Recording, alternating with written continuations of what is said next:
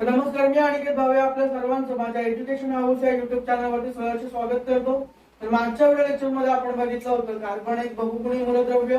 त्याच्यानंतर आपण बघितलं होतं कार्बनचे संपृक्त आणि असंपृक्त हायड्रोकार्बन आणि त्यांच्या ज्या रचना होत्या त्या आपण बघितलेल्या होत्या.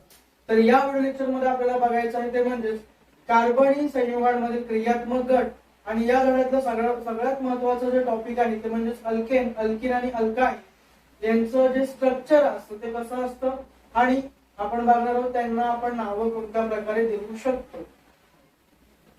तर मग आपण आजच्या व्हिडिओ लेक्चरला सुरुवात करूया.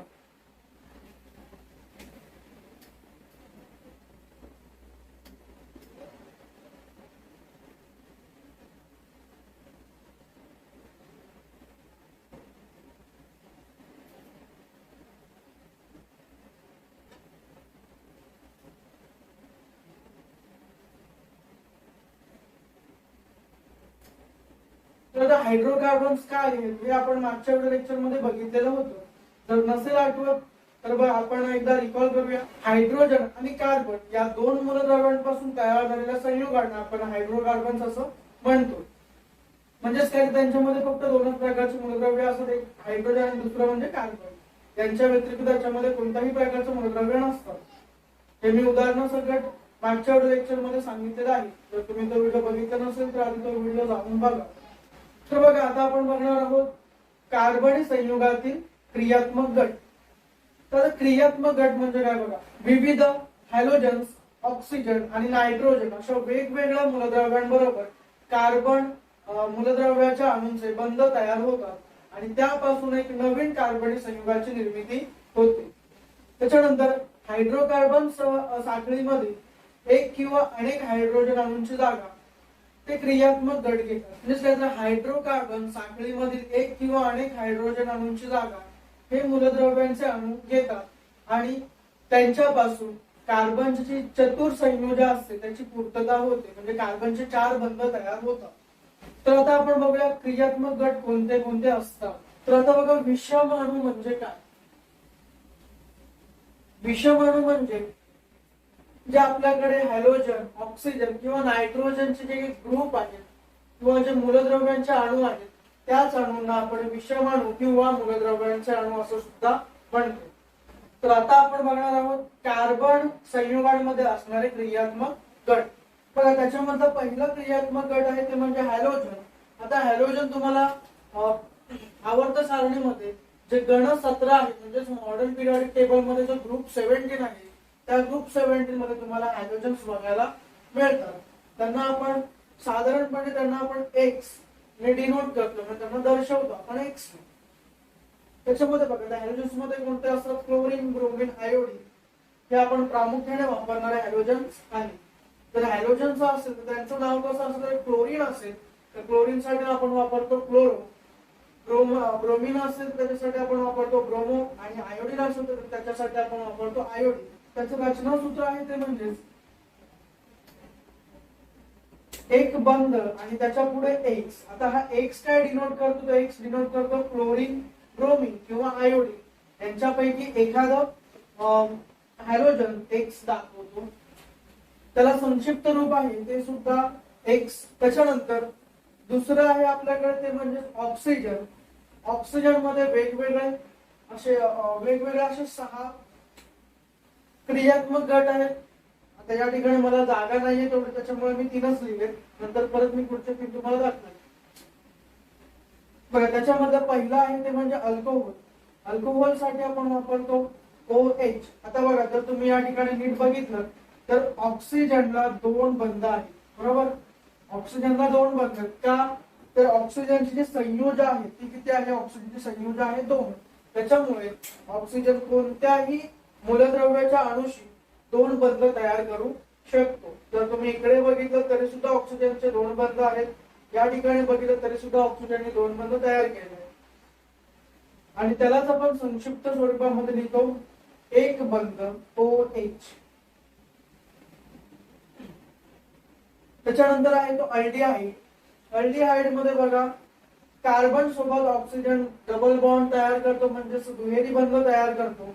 त्याच्यानंतर कार्बन एक बंध तयार करतो हायड्रोजन सोबत आणि एक बंध तो तयार करतो दुसऱ्या कोणत्याही मूलद्रव्याच्या अणूसोबत। मग इकडे एखादा कार्बन असेल किंवा अजून इकडे एखादा क्रियात्मक गट असेल तरी सुद्धा ते चालेल। पण या ठिकाणी कार्बनची 4 बंध तयार होतात। एक बंध तयार होतो हायड्रोजन सोबत, दुसरा तयार होतो एखाद्या मूलद्रव्याच्या अणूसोबत आणि तिसरा आणि चौथा बंध तयार होतो तो म्हणजे ऑक्सिजन सोबत। आणि त्यालाच आपण संक्षिप्त स्वरूपामध्ये दाखवतो एकेरी बंध CHO। त्याच्यानंतर आहे तो कीटोन। कीटोन सुद्धा ऑक्सिजन मधलाच एक क्रियात्मक गट आहे।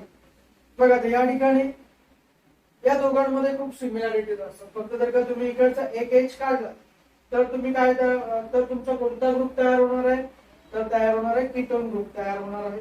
बघा कार्बननी ऑक्सिजन सोबत 2 बंध तयार केले आहेत। एक बंध या ठिकाणी एखादा क्रियात्मक गट असेल किंवा एखादा हायड्रोजनचा अणू असेल किंवा दुसरं कोणत्याही मूलद्रव्याचा अणू असेल आणि त्यालाच आपण शॉर्ट फॉर्म मध्ये दाखवतो एकेरी बंध CO एकेरी बंध। कार्बन ऑक्सिजन दोन्ही साईडला एकेरी बंध असतात। हे आपण ज्यावेळी उदाहरण बघणार आहोत त्यावेळी तुम्हाला जास्त प्रमाणामध्ये समजेल। तर त्याच्या पुढे बघा ऑक्सिजन मधलं जे चौथं असतं क्रियात्मक गट ते म्हणजे कार्बोक्सिलिक ऍसिड। कार्बोक्सिलिक ऍसिड हे तुम्हाला जवळपास तरी अल्डिहाइड आणि कीटोन सारखं दिसतं। बघा ऑक्सिजन कार्बन सोबत दुहेरी बंध तयार करतो आणि कार्बन त्याच्यानंतर ऑक्सिजन आणि हायड्रोजन सोबत एकेरी बंध तयार करतो। म्हणजे हा तुमचा एक वेगळा ग्रुप आहे, हा तुमचा आहे OH ग्रुप। म्हणजे अल्कोहोलचा जो ग्रुप आपण थोड्या वेळा आधी बघितला तर हा तो एक वेगळा ग्रुप आहे।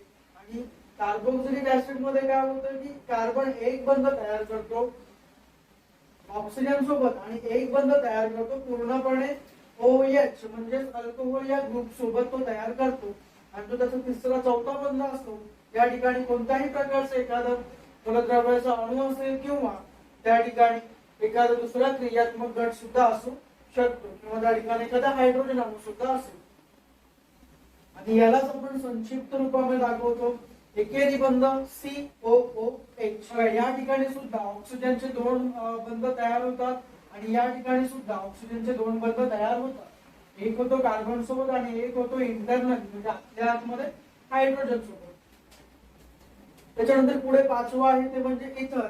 इथर सिंपल आहे, इथर बघा एक O त्याच्या मागे आणि पुढे एक बंध दाखवायचं का इथर झालं। त्याच्यानंतर पुढे इस्टर। बघा इस्टर तुम्हाला कोणासारखा दिसेल तर बघा जर तुम्ही हा भाग त्याच्यामधून काढून टाकलात आणि या ठिकाणी जर का तुम्ही एक एकेरी बंध दिला तर तुम्हाला कीटोन सारखा दिसेल, बरोबर। मग कीटोनच्याच पुढे जर का तुम्ही एक O लावला तर त्या ठिकाणी तयार होतो इस्टर। बघा या ठिकाणी कार्बनने 2 बंध तयार केलेले आहेत ऑक्सिजन सोबत। त्याच्यानंतर या ऑक्सिजन सोबत त्यांनी एकच बंध तयार केलेला आहे। मग या ऑक्सिजनचा एक बंध अजून पुढे तयार व्हायचा आहे, तो कोणत्याही दुसऱ्या मूलद्रव्याच्या अणूशी किंवा एखाद्या हायड्रोजन अणूशी किंवा एखाद्या क्रियात्मक गटाशी तो बंध तयार करू शकतो। आणि या ठिकाणी कार्बनच्या एखाद्या हायड्रोजन त्या ठिकाणी येऊ शकतो किंवा एखादं क्रियात्मक गट किंवा दुसऱ्या एखाद्या मूलद्रव्याचा अणू त्या ठिकाणी येऊ शकतो आणि त्याला आपण शॉर्ट फॉर्म मध्ये दाखवतो COO आणि दोन्ही बाजूला एकेरी बंध। त्याच्यानंतर शेवटचा आहे क्रियात्मक गट ते म्हणजे नायट्रोजनचं। नायट्रोजन मध्ये असतं ते अमीन, त्या क्रियात्मक गटाला आपण म्हणतो अमीन। अमीनचा स्ट्रक्चर असतो NHH। बघा या ठिकाणी जर का तुम्ही बघितलं तर नायट्रोजनची जी संयोजा असते ती किती असते, ती असते 3 संयोजा। म्हणजेच काय नायट्रोजन कोणत्याही मूलद्रव्याबरोबर 3 बंध तयार करू शकतो। हे तुम्ही बघितलं एक बंध त्याने तयार केला हायड्रोजन सोबत, दुसरा बंध त्याने तयार केला हायड्रोजन सोबत आणि तिसऱ्या बंधाला या ठिकाणी एखादा क्रियात्मक गट हायड्रोजन किंवा एखाद्या मूलद्रव्याचा अणू त्या ठिकाणी येईल आणि त्यालाच आपण शॉर्ट मध्ये दाखवतो एकेरी बंध NH2। पण आता आपण एक उदाहरण बघूया क्रियात्मक गटासाठी म्हणजे CH3Cl। याचं नाव आहे ते म्हणजे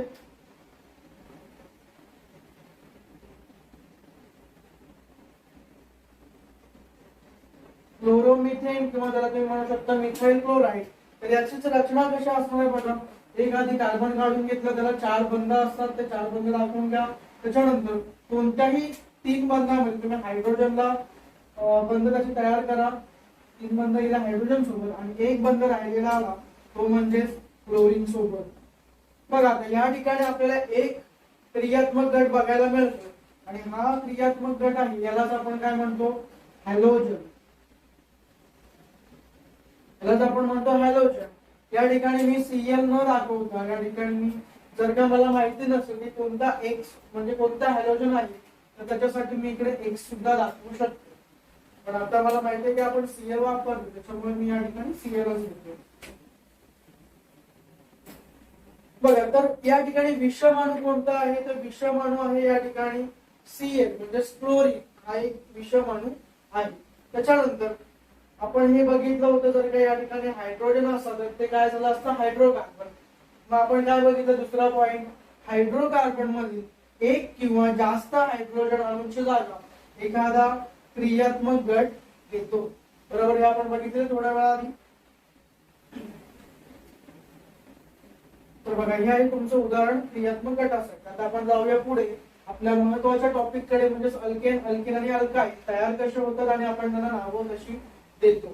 तर आता आपण बघणार आहोत अल्केन, अल्किन आणि अल्काइन मधला पहिला टॉपिक तेच म्हणजे अल्केन. तर अल्केन म्हणजे काय, मागच्या व्हिडिओ लेक्चर मध्ये आपण बघितलं होतं संपृक्त हायड्रोकार्बन्स काय संपृक्त हायड्रोकार्बन्स तर ज्या संयुगांमध्ये कार्बन कार्बन अणूंमध्ये जर का फक्त एकेरी बंध असेल तर त्या संयुगांना आपण संपृक्त हायड्रोकार्बन्स असं म्हणतो. म्हणजेच काय तर एकेरी बंध. आणि अल्केन असेल तर अल्केन तुम्ही शोधणार कसं, जर का मी तुम्हाला सांगितलं की जर तुमच्याकडे 10 कार्बन आहेत तर 10 कार्बनचं तुम्ही अल्केनचं म्हणजे जे रचनासूत्र असेल तुम्ही काढणार कसं, तर त्याच्यासाठी आपल्याकडे एक फॉर्म्युला आहे CnH2n+2. म्हणजे काय तर जेवढे कार्बनचे नंबर असतील त्या कार्बनच्या नंबरला 2 गुणिले करायचे. म्हणजे 2 गुणिले, आता समजा माझ्याकडे एक 4 कार्बन आहे तर 4 कार्बनच्या म्हणजे बघा 4 कार्बन त्याच्यानंतर हायड्रोजन किती आहेत माझ्याकडे 2 गुणिले 4 होणार आणि +2 होणार. म्हणजे 4 कार्बन असेल तर हायड्रोजन किती असणार आहेत माझ्याकडे 10. म्हणजेच होणार आहे माझं C4H10. हे माझं एक असणार हे रेणूसूत्र कशासाठी, ब्युटेनसाठी म्हणजेच एखादा अल्केन शोधण्यासाठी. तर बघा आता अल्केनची नावं आपण त्यांच्या कार्बनच्या संख्येवरून देतो. आता बघा इकडे मी काय लिहिलं, पहिला ब्लॉक आहे ते म्हणजे कार्बन अणूची संख्या व जड. बघा याच्यामध्ये पहिला आहे जर का कार्बन अणूमध्ये एकच कार्बन असेल तर त्याच्यासाठी आपण वापरतो मीठ. म्हणजे आता त्याचं रेणूसूत्र बघा तुम्हाला सर्वांनाच माहित आहे की कार्बनचे संयोजक किती असते 4. म्हणजे कार्बनचा एक अणू 4 बंध तयार करतो. मग तेच या ठिकाणी झालेलं आहे. एका कार्बन अणूने 4 हायड्रोजन सोबत बंध तयार केलेले आहेत. त्याचंच रचनासूत्र आहे 1 कार्बन आणि 4 हायड्रोजन. आणि या ठिकाणी मीठ आहे, या ठिकाणी मीठ आहे म्हणून पुढे जाऊन त्याचं नाव होतं मिथेन. आणि तुम्हाला समजलं मीठ तर तुम्हाला समजलं की एक कार्बन आहे म्हणून आपण त्याच्यासाठी मीठ वापरतो. आणि अल्केन आहे तर अल्केन मधला जे एन आहे त्यांच्या नावामध्ये असलेला जो एन आहे हा एन आपण या ठिकाणी वापरतो आणि त्याच्यापासून तयार होतो एक कार्बन आहे म्हणून मीठ आणि अल्केन आहे म्हणून एन असं मिळून तयार होतो मिथेन. त्याच्यानंतर बघा जर पुढे जाऊन 2 कार्बन असतील तर मीठ त्याच्यासाठी आपण जो फॉर्म्युलाच्या द्वारे आपण बघा 2 कार्बन असलं आपल्याकडे आणि जर का 2 गुणिले 2 केले तर येणार 4. 4 गुणिले 2 6. म्हणजेच काय झाले तर 2 कार्बन असेल तर आपल्याकडे 6 हायड्रोजन असतात आणि हे आहे त्याचं रचनासूत्र. आणि इकडे बघा इथे आता 2 कार्बन आहेत म्हणून ईथ आणि अल्केन आहे म्हणून एन असं मिळून तयार होतं इथेन. त्याच्या खाली आहे ते तिसरं 3 कार्बन असेल तर आपण वापरतो प्रो. त्याच्या फॉर्म्युलानुसार येतं 3 कार्बन असतील तर 8 हायड्रोजन. त्याच्यासाठी हे फॉर्म्युले आणि त्याला आपण म्हणणार आहे प्रोपेन. बघा जर तुम्ही इथे बघितलं तर या कार्बन अणूने म्हणजे पहिल्या आणि तिसऱ्या कार्बन अणूने एक बंध तयार केला हायड्रोजन सोबत, दुसरा बंध तयार आहे हायड्रोजन सोबत, तिसरा बंध त्यांनी तयार केला हायड्रोजन सोबत आणि जो चौथा बंध आहे तो त्यांनी तयार केला एखाद्या कार्बन अणू सोबत. बरोबर हे झालं पहिल्या आणि तिसऱ्या कार्बनसाठी म्हणजे पहिल्या आणि शेवटच्या कार्बनसाठी. आता जे मधले कार्बन असणार आहे ते बघा मधल्या कार्बननी त्याचा एक बंध तयार झालेला आहे हायड्रोजन सोबत, दुसरा बंध सुद्धा त्याचा तयार झालेला आहे हायड्रोजन सोबत, तिसरा बंध त्याने तयार केलेला आहे एखाद्या कार्बन सोबत आणि चौथा बंध सुद्धा त्याने एखाद्या कार्बन सोबत तयार केलेला आहे. त्याच्या पुढे जर का 4 कार्बन असेल त्याच्यासाठी आपण जे जनक नाव आहे ते आहे ब्यूट. त्याचं जे रेणूसूत्र आहे ते C4H10 या फॉर्म्युलाद्वारे आपण काढलेलं आहे. हे त्याचं आहे रचनासूत्र. 4 कार्बन एकमेकांना कनेक्ट आहेत. त्याच्यानंतर पहिल्या आणि शेवटच्या कार्बनने 3 बंध आहेत ते तयार केले हायड्रोजन सोबत आणि मधल्या 2 कार्बननी बंध तयार केलेले आहेत 2 हायड्रोजन सोबत आणि 2 त्यांच्या जवळपास असणाऱ्या कार्बन सोबत. आणि त्यालाच आपण म्हणतो 4 कार्बन आहेत म्हणून ब्यूट आणि अल्केन आहे म्हणून एक म्हणजे ब्युटेन. त्याच्या खाली जर का 5 कार्बन असेल तर आपण वापरतो पेन. त्याचा फॉर्म्युला आहे म्हणजे रेणूसूत्र आहे त्याचं C5H12 आणि त्याच्यानंतर 5 कार्बन एकमेकांना आधी कनेक्ट आहेत. त्याच्यानंतर पहिला आणि दुसऱ्या कार्बनने 3 बंध तयार केले हायड्रोजन सोबत आणि उरलेल्या 3 कार्बनने 2 बंध तयार केले आहेत हायड्रोजन सोबत आणि 2 बंध तयार केले आहेत त्यांच्या नजीकच्या असणाऱ्या कार्बन सोबत. 5 कार्बन आहेत म्हणून पेन आणि अल्केन आहे म्हणून एक म्हणजे पेंटेन. त्याच्यानंतर खाली 6 कार्बन असेल तर आपण वापरतो हेक्स. त्याच्यासाठीचा आपला फॉर्म्युला आहे ते म्हणजे C6H14. 6 कार्बन आणि रचना आहे त्याची रचनासूत्र आहे आणि 6 कार्बन आहेत म्हणून हेक्स आणि अल्केन आहे म्हणून एन म्हणजेच हेक्सेन. तर आता आपण बघणार आहोत अल्केन आणि अल्काइन मधला अल्किन आपण बघायचं आहे. अल्किन म्हणजेच काय तर थोडक्यामध्ये असंपृक्त हायड्रोकार्बन्स. असंपृक्त हायड्रोकार्बन्स म्हणजे काय तर कार्बन कार्बन अणूंमध्ये दुहेरी बंध असतो आणि त्यालाच आपण फॉर्म्युलाद्वारे त्याला आपण तयार करू शकतो CnH2n. म्हणजे जेवढे त्या संयुगामध्ये कार्बन असतील त्याच्या दुप्पट काय असणार आहे हायड्रोजनची संख्या असणार आहे. त्याच्यानंतर एक महत्वाचं आहे ते म्हणजे अल्किन आहे त्याच्यामुळे आपण बघा इकडे काय वापरतो इन. अल्किन आहे म्हणून इन. अल्केन असेल तर एन आणि अल्काइन असेल तर आयन. बघा या ठिकाणी एक महत्वाचा पॉइंट मध्ये जर का तुमचं लक्ष नीट असेल जर का तुम्ही नीट बघितलं असेल तर या ठिकाणी आपण चालू कशापासून केलंय तर 2 कार्बनच्या संख्येपासून आपण चालू केलं. का तसं चालू केलंय कारण की बघा आपण काय बघितलंय कार्बन कार्बन अणूंमध्ये काय पाहिजे आपल्याला दुहेरी बंध पाहिजे. जर काय एकटा कार्बन असेल तर तो दुहेरी बंध कोणाला देणार आहे कोणालाच नाही. त्याच्यामुळे अल्किन आणि अल्काइन मध्ये मिथेनचा काहीच उपयोग नसतो. त्यासाठी त्या टेबल मध्ये मिथेन साठी कोणत्याही प्रकारची जागा नसते. बघा म्हणून इकडे चालू कशापासून होतो कार्बन अणूंची संख्या किती 2 आणि 2 असेल तर आपण अल्केन मध्ये काय बघितलं आपण काय वापरतो इथे वापरतो. त्याचा फॉर्म्युला बघा जर का माझ्याकडे 2 कार्बन असतील तर हायड्रोजन माझ्याकडे किती असणार 2 गुणिले 2 म्हणजे 4. हे त्याचं रचनासूत्र आहे. जर तुम्ही बघितलं तर या 2 कार्बन अणूंच्या मध्ये आपण दुहेरी बंध दिलेला आहे. म्हणजेच काय तर 2 कार्बन अणूंनी स्वतः सोबतच 2 बंध तयार केलेले आहेत आणि त्या प्रत्येक कार्बन अणूचे राहिलेले जे 2 बंध आहेत हे 2 बंध त्या हायड्रोजन सोबत तयार करतात. त्याच्यानंतर 2 कार्बन आहे म्हणून इकडे काय इन आणि अल्किन आहे म्हणून काय इन. मग इन अधिक इन मिळून तयार झाला इथिन.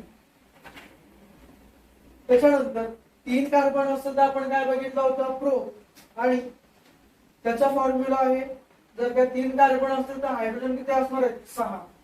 हे त्याचं स्ट्रक्चर म्हणजे तुम्ही बघितलं तर या ठिकाणी पहिल्या आणि दुसऱ्या कार्बनच्या मध्ये आपण दुहेरी बंध दिलेला आहे. म्हणजेच काय तर या 2 कार्बन स्वतः सोबतच एकमेकांसोबत त्यांनी 2 बंध तयार केलेले आहेत. पहिल्या कार्बनचे जे 2 बंध आहेत ते त्यांनी परत दुसऱ्या हायड्रोजनच्या अणूंसोबत तयार केलेले आहेत. जर तुम्ही मधला कार्बन बघितलं तर त्याचे 2 बंध ऑलरेडी तयार झाले पहिल्या कार्बन सोबत आणि दुसरा बंध एक त्याने तिसरा बंध जो तयार केला आहे तो किती आहे दुसऱ्या कार्बन सोबत. मग त्याचे राहिले किती बंध एक बंध राहिला तो एक बंध त्यांनी हायड्रोजन सोबत तयार केलेला आहे. आणि 3 कार्बनची संख्या आहे म्हणून आपण त्याच्यासाठी काय वापरतो प्रो आणि अल्किन आहे म्हणून आपण त्याच्या ठिकाणी काय वापरणार इन. असं मिळून तयार होतं प्रोपीन. त्याच्यानंतर 4 कार्बन असेल त्याच्यासाठी आपण अल्केन मध्ये काय बघितलं होतं ब्यूट. त्याचा रेणूसूत्र आहे त्याचं C4H8. हे त्याचं स्ट्रक्चर आहे. त्या स्ट्रक्चर मध्ये तुम्ही बघितलं तर मधले 2 कार्बन आहेत त्या मधल्या दोन कार्बनना आपण दुहेरी बंध दिलेला आहे. पहिला आणि जो शेवटचा कार्बन आहे त्यांनी एक एक बंध फक्त तयार केलाय कार्बन सोबत, आणि उरलेले जे 3 बंध आहेत ते त्यांनी तयार केले हायड्रोजन सोबत. मधल्या दोन कार्बननी 2 बंध तयार केले स्वतः सोबत, आणि एक एक बंध जो त्यांचा आहे तो त्यांनी तयार केलाय नजीकच्या कार्बन सोबत, आणि जो उरलेला एक बंध आहे तो एक बंध त्यांनी तयार केलाय हायड्रोजनच्या अणू सोबत. त्याच्यानंतर पुढे जर का 5 कार्बन असेल तर आपण वापरतो पेंट, आणि पेंट साठी बघा पेंट आहे म्हणून आपण त्याचं नाव काय ठेवतो पेंटीन. पेंट 5 कार्बन असेल तर पेंट, आणि अल्किन असेल तर इन, असं मिळून तयार होतं पेंटीन. त्याचं हे आहे फॉर्म्युला, आणि हा आहे त्याचं लक्षण रेणुसूत्र ते या फॉर्म्युलाद्वारे. जर का 6 कार्बन असेल तर आपण त्याच्यासाठी वापरतो हेक्स. हेक्स म्हणजे त्याच्यासाठी रेणुसूत्र आहे C6H12. 6च्या दुप्पट कार्बन हायड्रोजन असणार आहेत, कार्बनच्या दुप्पट कोण असणार आहेत हायड्रोजन असणार आहेत. त्याच्यानंतर बघा 1 2 3 4 5 आणि 6 कार्बन आहेत. तर त्या 6 कार्बन मध्ये जर का तुम्ही हे 2 कार्बन जर का व्यवस्थितपणे बघितले तर बघा त्यांनी स्वतः सोबतच 2 बंध तयार केलेले आहेत. त्याच्यानंतर एक बंध या कार्बनचा तयार झालाय त्याच्या आधीच्या कार्बन सोबत, आणि या कार्बनचा तयार झालाय एक बंध त्याच्या पुढच्या कार्बन सोबत. राहिलेला जो त्यांचा एक एक बंध आहे तो एक एक बंध त्यांनी तयार केला हायड्रोजनच्या अणू सोबत. आणि 6 कार्बन आहे म्हणून आपण काय घेतो हेक्स, आणि अल्किन आहे म्हणून इन, असे मिळून तयार होतात हेक्सिन. जर का 7 कार्बन असतील तर 7 कार्बन साठी आपण जनक वापरतो हेक. त्याच्यासाठीचा फॉर्म्युला आहे C7H14. त्याच्यानंतर बघा या ठिकाणी सुद्धा जे हे 2 कार्बन आहेत त्यांनी स्वतः सोबत 2 बंध तयार केलेले आहेत. एक बंध त्यांचा तयार झाला आधीच्या कार्बन सोबत, आणि एक बंध तयार झाला पुढच्या कार्बन सोबत. 2 बंध म्हणजे एक एक बंध जे त्यांचा राहिलेला आहे एक एक बंध त्यांनी तयार केला हायड्रोजन सोबत. त्याच्यानंतर जर 7 कार्बन असेल तर त्याच्यासाठी आपण हेप्टीन हे नाव त्याला देतो अल्किन मध्ये. तर आता आपल्याला बघायचं ते म्हणजे अल्काइन जे आहे एक असंपृक्त हायड्रोकार्बन्स आहेत ते म्हणजे कार्बन कार्बन यांच्यामध्ये तिहेरी बंध असतात. आणि एखादं जर का अल्काइन तुम्हाला काढायचं असेल तर त्याच्यासाठी फॉर्म्युला आहे CnH2n-2. बघा आता या ठिकाणी काय होणार, समजा मी तुम्हाला सांगितलं 4 कार्बन असलेल्या एखाद्या अल्काइनची रचनासूत्र काढा, तर तुम्ही ते कसं काढणार. त्याच्यासाठी आपण काय करणार तर 4 कार्बन H 2 × 4 म्हणजे 8 - 2 म्हणजे किती येणार आहे 6. म्हणजे जर का तुमच्याकडे 4 कार्बन असतील तुमच्याकडे हायड्रोजन किती पाहिजे 6 पाहिजे. मग हे अशा पद्धतीने तुम्ही अल्काइनचं एखादं रेणुसूत्र तयार करू शकता, आणि त्याच्यावरून तुम्ही त्याचं रचनासूत्र काढू शकता. बघा आता या ठिकाणी आपल्याकडे 2 कार्बन असतील तर त्याला आपण अल्केन आणि अल्किन मध्ये काय वापरतो तो जनक इन. मग याच ठिकाणी जर का 2 कार्बन असेल तर हायड्रोजन सुद्धा किती असणार आहेत 2, कारण की 2 × 2 किती होतात 4, 4 - 2 किती होणार 2. त्याच्यामुळे जर का तुम्ही जर का 2 कार्बन बघितले तर त्यांनी स्वतः सोबतच 3 बंध तयार केलेले आहेत. त्यांचा जो एक एक बंध राहिलेला आहे हा त्यांनी हायड्रोजन सोबत तयार केलेला आहे. आणि 2 कार्बन आहेत म्हणून काय इथ आपण वापरतो, आणि अल्काइन आहे म्हणून आपण त्या ठिकाणी काय वापरतो आईन, म्हणजेच इथाईन तयार होतो. त्याच्यानंतर 3 कार्बन असतील तर आपण वापरतो प्रो. हे आपण अल्केन आणि अल्किन मध्ये बघितलेलं आहे. त्याच्यानंतर जर का 3 कार्बन असेल तर त्याचं रेणुसूत्र आहे 3 कार्बन आणि 4 हायड्रोजन. त्याच्यानंतर बघा जर का तुम्ही या 2 कार्बनांकडे बघितलं तर त्यांनी स्वतः सोबतच 3 बंध तयार केले आहेत. एक बंध या कार्बनचा राहिलेला आहे तो त्यांनी हायड्रोजन सोबत तयार केलाय, तर एक बंध या कार्बनचा राहिलेला आहे तो त्यांनी कार्बनच्या अणूसोबत तयार केलेला आहे. 3 कार्बन आहेत म्हणून त्याच्यासाठी आपण वापरतो प्रो, आणि अल्काइन आहे म्हणून त्याच्यासाठी आपण वापरतो आई, म्हणजे त्याच्यापासून तयार होतो प्रोपाइन. त्याच्यानंतर शेवटी 4 कार्बन असतील तर त्याच्यासाठी आपण वापरतो ब्यूट. त्याचा फॉर्म्युला आहे C4H6, आणि यांचं रचनासूत्र आहे ते आहे 2 कार्बनच्या मध्ये तिहेरी बंध, कोणत्याही 2 कार्बनच्या मध्ये तुम्ही तिहेरी बंध देऊ शकता. आणि ज्या कार्बनला तुम्ही तिहेरी बंध दिलेला आहे त्यांना एकही हायड्रोजन अटॅच नसतो, तर उरलेले जे बाकीचे कार्बन असतात त्यांना 3 हायड्रोजन अटॅच असतात. आणि 4 कार्बन आहेत म्हणून त्याला आपण काय म्हणतो ब्यूट, आणि अल्काइन आहे म्हणून त्या ठिकाणी तयार होतो आईन, म्हणजे ब्युटाईन त्या ठिकाणी तयार होतो. बघा जर का 5 कार्बन असतील तर 5 कार्बन साठी आपण काय वापरतो, पेंट वापरतो जनक. आणि जर का 5 कार्बन असेल तर आपल्याकडे जो फॉर्म्युला आहे CnH2n-2 त्याद्वारे बघा कार्बनची संख्या किती आहे, 5 आहे. हायड्रोजन तुमच्याकडे किती असणार आहे, 2 गुणिले 5 आणि वजा 2 म्हणजे 5 दुने 10. 10 वजा 2 किती येणार आहेत, 8. म्हणजे तुमच्याकडे हायड्रोजन किती असणार आहेत, जर का कार्बन 5 असेल तर अल्काईन मध्ये हायड्रोजन असणार आहेत 8. हे त्याचं आहे स्ट्रक्चर. आणि याच्यामध्ये जर तुम्ही या 2 कार्बनला बघितलं तर त्यांनी 3 बंध स्वतःसोबतच तयार केलेले आहेत एकमेकांसोबत, आणि उरलेला जो एक एक बंध आहे तो त्यांनी त्यांच्या नजीकच्या कार्बन सोबत तयार केलेला आहे. आणि याला 5 कार्बन आहेत म्हणून आपण त्याला पेंट घेतो, आणि अल्काईन आहे म्हणून आपण त्या ठिकाणी वापरतो आईन, म्हणजेच तयार होतो पेंटाईन. त्याच्यानंतर खाली 6 कार्बन असेल तर आपण बघितलंय जनक आपण वापरतो हेक्स. 6 कार्बन असेल तर जेवढे कार्बन असतील त्याच्या दुपटीने 2 कमी असणार आहेत हायड्रोजन. बघा 6 कार्बन तर 10 हायड्रोजन. त्याच्यानंतर जर तुम्ही या 2 कार्बनला बघितलं तर त्यांनी स्वतःसोबतच 3 बंध तयार केले, आणि उरलेले त्यांचे एक एक बंध आहे हे त्यांनी नजीकच्या कार्बन सोबत तयार केलेला आहे. आणि 6 कार्बन आहेत म्हणून हेक्स, आणि अल्काईन आहे म्हणून आईन, असं मिळून तयार होतं हेक्साईन. त्याच्या खाली 7 कार्बन असेल तर हे आहे त्याचं रेणूसूत्र, हे आहे त्याचं रचनासूत्र, आणि इकडे त्याचं 7 कार्बन आहेत म्हणून हे, आणि अल्काईन आहे म्हणून आई, असं मिळून तयार होतं हेप्टाईन. तर आता तुम्हाला एक काम आहे ते म्हणजे बघा जर का आपल्या 7 कार्बन असतील तर त्याच्यासाठी आपण वापरतो हे, 8 कार्बन असेल त्याच्यासाठी आपण वापरतो ऑफ, 9 कार्बन असेल त्याच्यासाठी आपण वापरतो नोन, आणि जर का 10 कार्बन असेल त्याच्यासाठी आपण वापरतो डी. हे मी तुम्हाला कार्बनची संख्या आणि त्यांचे जनक सांगितलेले आहे. तुम्हाला मला या चौघांचं सुद्धा अल्केन, अल्कीन आणि अल्काईन स्वरूप काढून दाखवायचं आहे. अल्काईन स्वरूप म्हणजे त्याचं तुम्ही काय मला सांगणार तर रेणूसूत्र त्याचं कसं असेल, रचनासूत्र त्याचं कसं असेल, आणि त्याचं नाव त्याचं कसं तुम्ही देणार, अल्केन मध्ये, अल्कीन मध्ये आणि अल्काईन मध्ये. हे तुम्ही मला कमेंट मध्ये सांगायचं आहे. कमेंट मध्ये जर तुम्हाला नसेल सांगायचं तर माझा व्हॉट्सअप नंबर आहे आणि इन्स्टा आयडी सुद्धा आहे, त्या ठिकाणी सुद्धा तुम्ही मला ते सांगू शकता. तर पुढच्या व्हिडिओ लेक्चर मध्ये आपण खूप महत्वाचा टॉपिक बघणार आहोत ते म्हणजेच IUPAC नॉमेनक्लेचर. म्हणजे हे जे आतापर्यंत आपण अल्केन, अल्कीन आणि अल्काईन बघितलेलं आहे त्यांना आपल्याला शास्त्रीय भाषेमध्ये नावं द्यायची आहे.